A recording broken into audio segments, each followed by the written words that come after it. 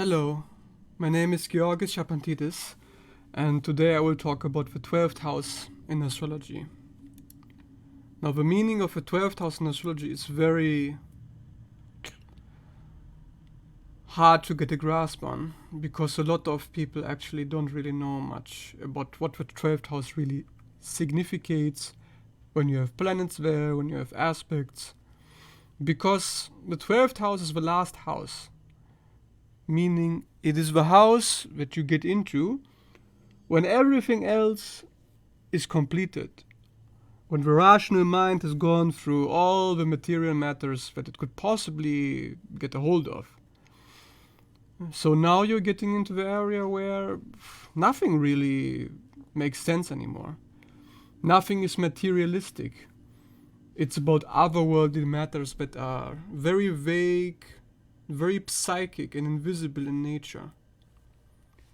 To understand the 12th house and to understand what it means if you have planets there is to go into the meaning that I'll explore in this video.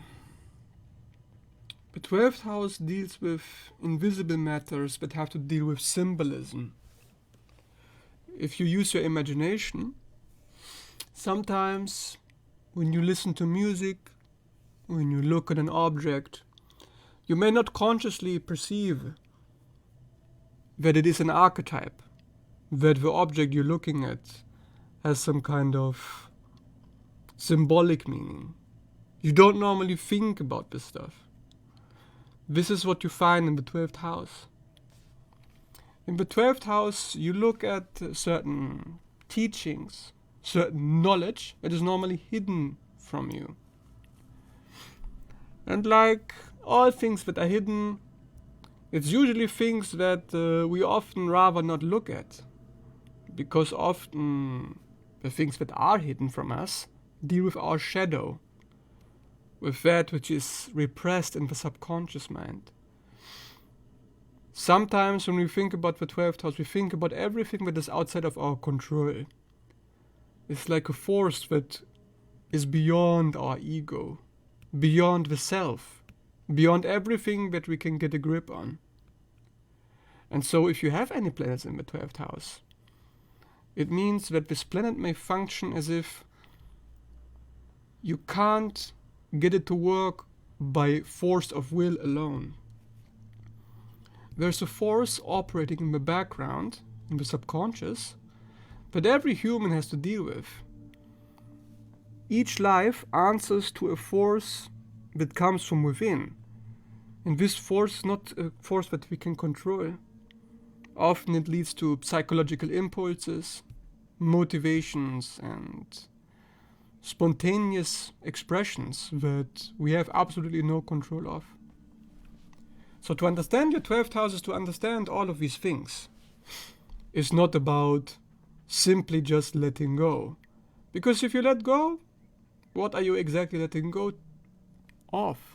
You're letting go of your ego, your physical body, your control, as the 12th house is opposite to the 6th house.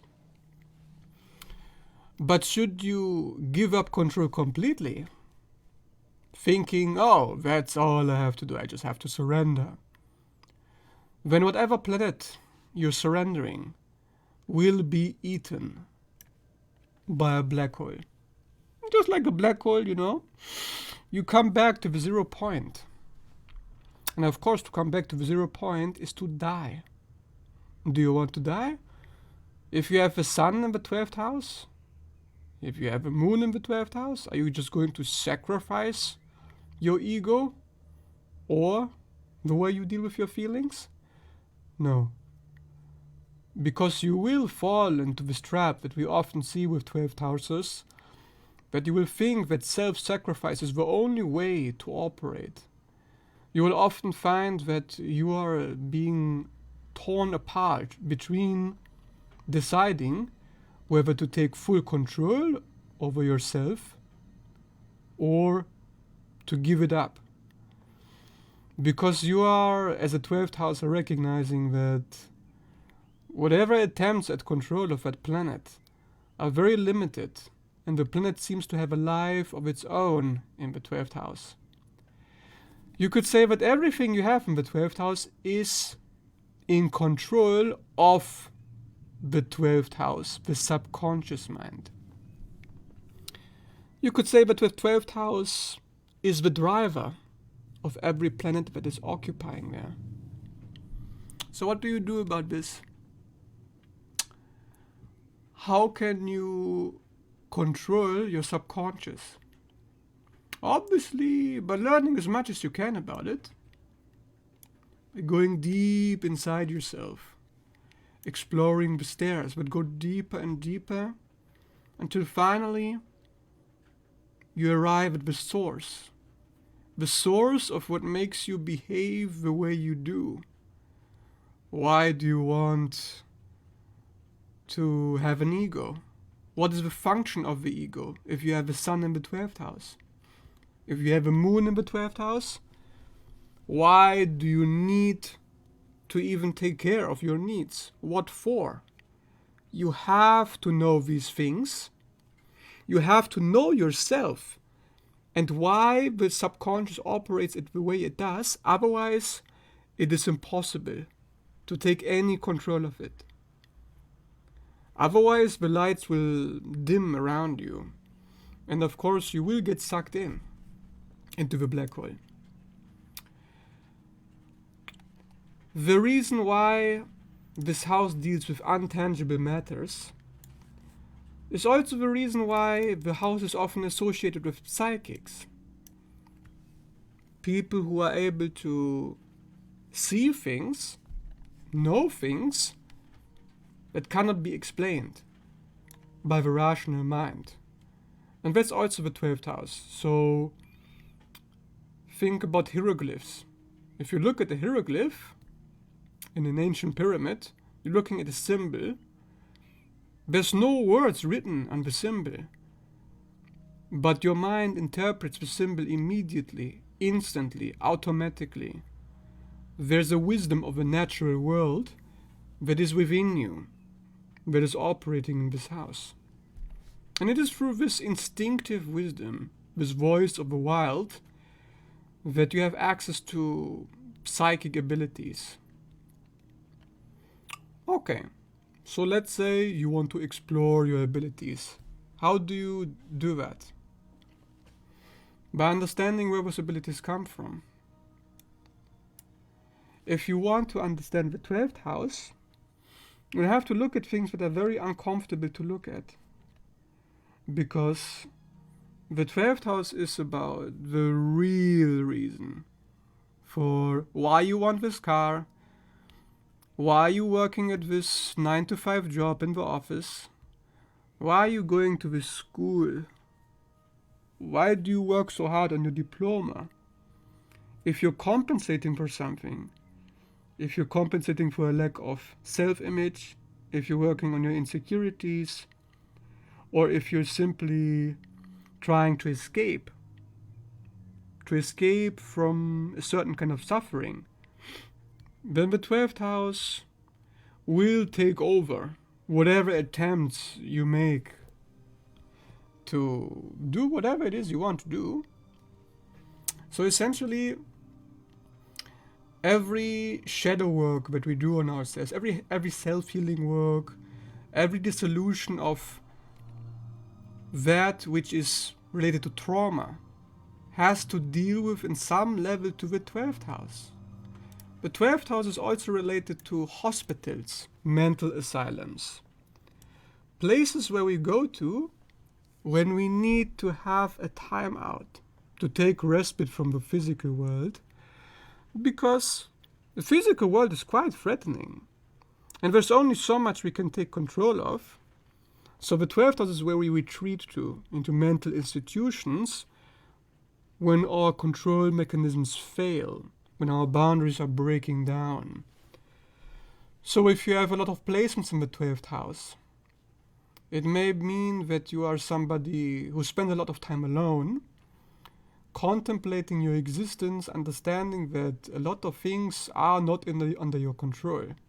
And how do you take control of them if you don't understand what exactly is happening here? To understand the forces at work in this house, is to understand how people get sick, how they get mentally ill, how they end up in places of seclusion. Why do they self-isolate? What are their fears they're trying to get away from? What are the things they're trying to escape or trying to suppress? This house is ruled by Neptune. And Neptune being associated with escape, it's also associated with addictions. But one association that other people don't really tell you much about is the association with the womb. And the womb is basically where we come from, isn't it? Physically speaking. Before you are born, you are essentially in a primordial pile of water, embryonic fluids, urine to be precise. And here you swim, here you dwell. And this experience of dwelling inside the sacred waters is like an experience of being in outer space. Having all the archetypes, with all the symbols, all the planets, all within you. And they are out of your control. They are operating as if they have a mind of their own. And that's also how a planet operates in the 12th house. You think as if your ego, the sun in the 12th house, has a mind of its own. And if you don't surrender, then you're going to suffer. Because it has plans, and its plans are not plans you can control with your rational mind. So what do? Usually people with sun in the 12th house or moon in the 12th house, they give up on some point. Because they know that it's just too much anxiety, too much hassle. And where there's too much hassle, where there's anxiety, where there's an absence of solutions, where there's endings, where things are breaking down, we retreat and we look back for some measure of peace. Peace is often found in monasteries, often found in places that are very lonely, where nobody else dwells in. It's also often associated with people who work as nurses, as servants of the public, servants of mentally ill people in hospitals, psychologists, therapists that try to take control of the mind that seems to be in control of them.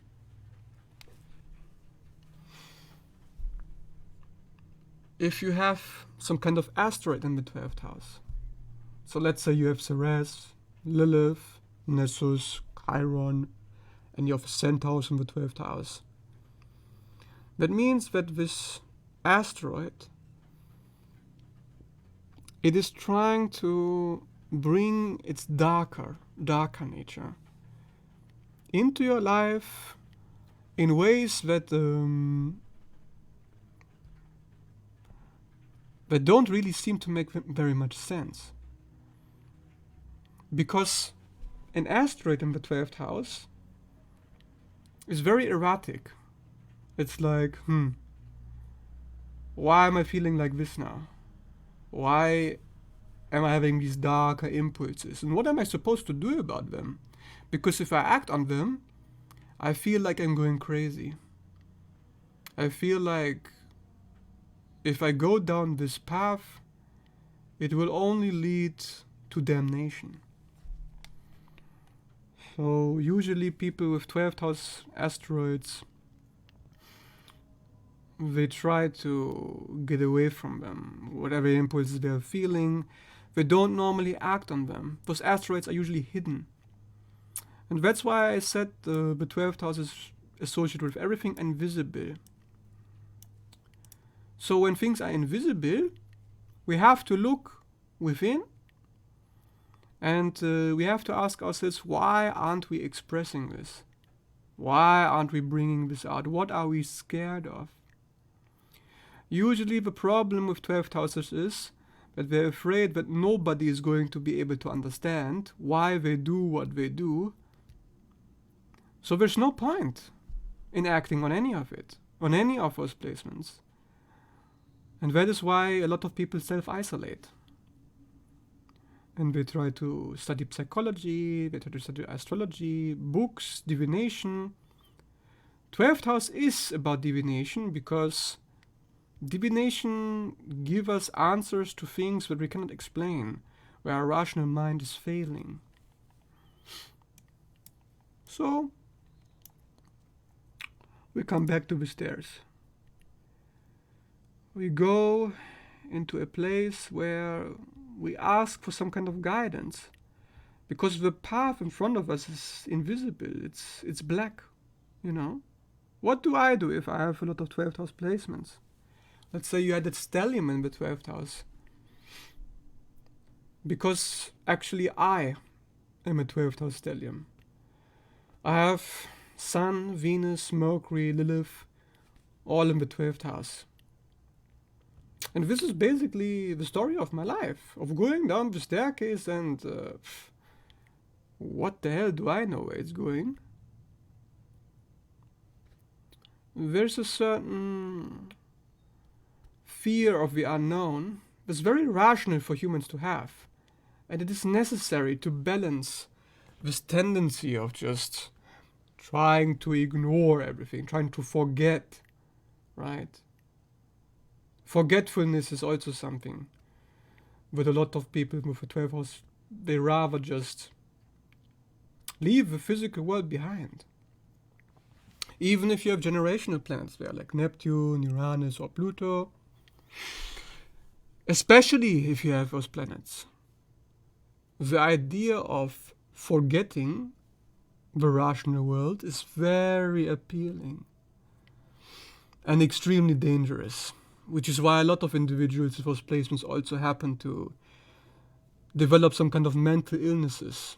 They also usually grow up in environments, families, that are full of mentally ill people. And they're trying to drag you into the dark. And as the family tries to drag us down, then even when we leave them and we grow up, suddenly we are the ones who are dragging ourselves down, and we are repeating the same thing with future generations. And this is something you have to avoid. And how do you balance the 12th house out? I believe that you require the rational mind. You require the sword's energy to use your mind and to get an accurate reading of what is it that is controlling your actions. If you don't know who are the demons in the closet, then the demons will always be in control. What are you going to do about it? Are you just going to surrender so that your aura opens up even more and those entities get you like food for the impulsas? Are you just going to sacrifice yourself like your mother did or your father? Because that's usually what happens if you have Sun in the 12th house. Maybe your father had some kind of distorted self-image or a distorted image of you and expected you to be as chaotic as he is. To be a psychic dump for those demons is usually a 12th house theme. And of course, like any good psychic dump, the child says, "Give it to me, baby. Just give me your sins. I will take it." Like Jesus on the cross. And so you may mystify Jesus on the cross. Often 12th houses, they look for religion or spirituality of some kind to pull them even deeper into the family inheritance, which is to sacrifice yourself and sacrifice whatever planet that is operating here. Because the family that gives you 12th house placements at birth is usually one that doesn't appreciate, doesn't value anything that your 12th house planet is supposed to express. Because 12th house placements are like, it's like a garbage bin, you know? Like, you just throw it away. Forget about it. Why should I take charge of this? And so it is a problem that, like I said, needs to be resolved with source energy. The 12th house is a water element house. And if you try to surrender, you are still operating in the dark and nothing changes. You have to use your mind. The way I use it to balance my 12th house placements is to think about how can I predict where my mind is going next? What is my planet going to do next? 12th house patterns are repetitive and they can be predicted. It is not something ominous or mysterious. We have to stop mystifying the 12th house. And I say that as a 12th houser. Too tempting is the idea that if you have a 12th house planet, that means this planet inside you is so mystical, so mysterious, so magical. Yes, of course it is. And are you going to close your eyes and pretend that you cannot understand it? That there is no way to take a grip on it? Do not fall for that trap. There is a way. It's to understand symbolism, to understand archetypes, to use your psychic senses. Because your psychic senses are just another way of filtering the world through your mind. You're still operating on your mind, but instead of the Mercury faculty of analyzing, dissecting, organizing, and categorizing everything through details, now you're using your psychic sense, your inner Lilith, to decipher the horoscope, to understand the hieroglyphs on the wall. And so you see archetypes where other people see nothing but a bridge, nothing but a man, a homeless person, a woman swimming in the ocean, where you may see a priestess, where you may see something more magical. And it is magical because, of course it is magical. If it wasn't magical, then what would be the point? So that's why the 12th house is quite attractive. If you have other 12th house placements, like Venus in the 12th house, you're essentially dealing with a certain magnetism, being magnetically attracted to other people who can appreciate mysticism, divination, and symbolism, all things that are vague, all things that are invisible, blah, blah, blah, blah. And of course, there's this tendency to sacrifice yourself for your partner, to sacrifice your values, to pretend as if values didn't matter because your parents told you, your soul tells you on some level, and it may be true, but you have to use your mind to balance the shit out, because it's going to pull you again and again into the black hole, and you don't want to go there. You really don't want to, because there's nothing for you there. There's nothing for you there, and I'll tell you why. Because the 12th house is also associated with illusions. It's the Neptunian fog that you're dealing with. And like any fog, the fog must be lifted. The veil must be uncovered because it is clouding your vision. Do not let your vision to be clouded. Just because your planets are there doesn't mean that it's always going to be out of your reach. No, you simply have to do some subconscious work. And how do you do that? Well, by connecting deeper into the body, connecting to your root.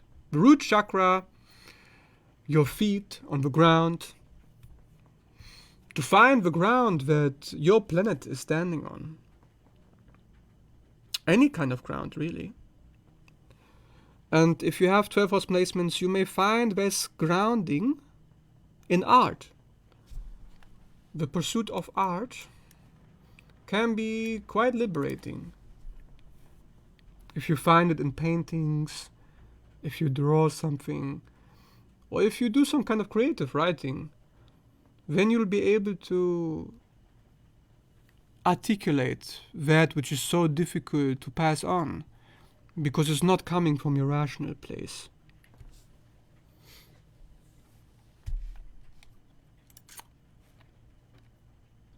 The 12th house is also dealing with a certain tenderness of being, a certain softness, to remove the density of the world around you, to reconnect to art, music, dancing, movies, anything to leave the heaviness of the story behind, to leave the physical body.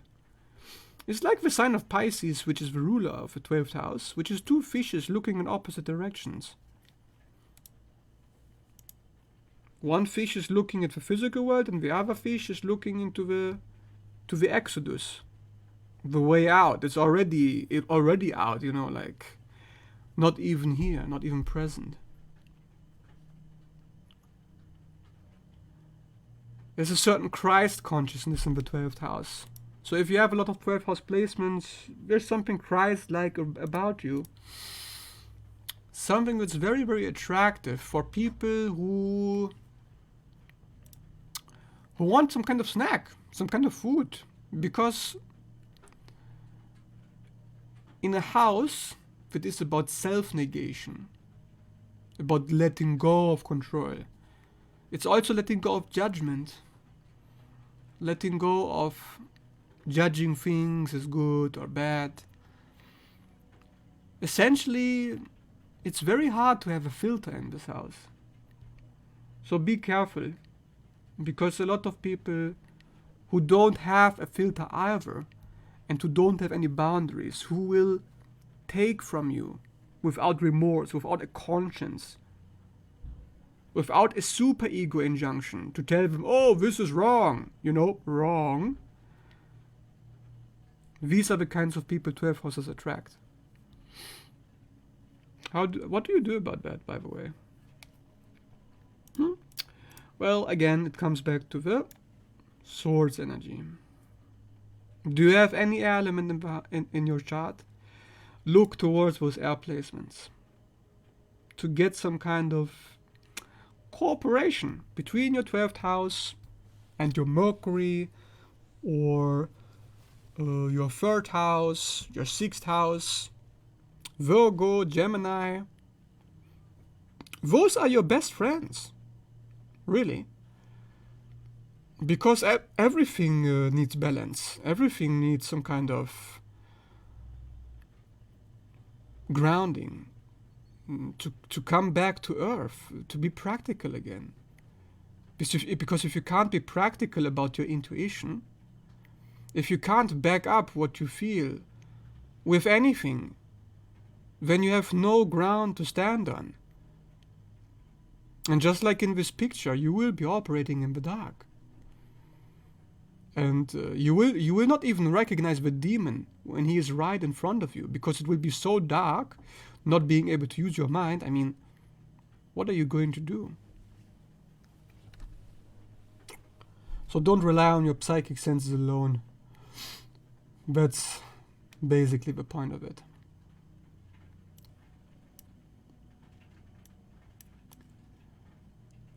One last point about the 12th house. The 12th house is about shape-shifting. Ancient symbols, vagaries, the planets in outer space. A shapeshifter, he adapts. It's a mutable house. He adjusts himself. He's a chameleon. He's a mirror.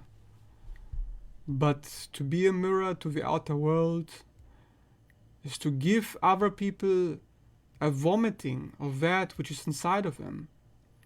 Because you're extremely sensitive to whatever your 12th house planet is, you'll be so sensitive to the collective fog, the collective that is out there, the collective that is inside of us, instead of other people. You will be absorbing that and taking it on as if it was your own. That's essentially the function of the 12th house, to serve. And to be of service is to put yourself aside on some level. And that is why it's very Christ-like. And of course, there's many traps in this Christ-likeness, like being unconditionally loving and creating an identity around not having an identity. Creating a self that is based on not having a self. Creating values that are based on not having any values. And creating desires that are based on a lack of direction. You get where I'm going with this, right? The 12th house demands boundaries, but you will not be able to use boundaries to take control of those 12th house planets that you have. It will simply not be enough. What will be enough? What will be enough?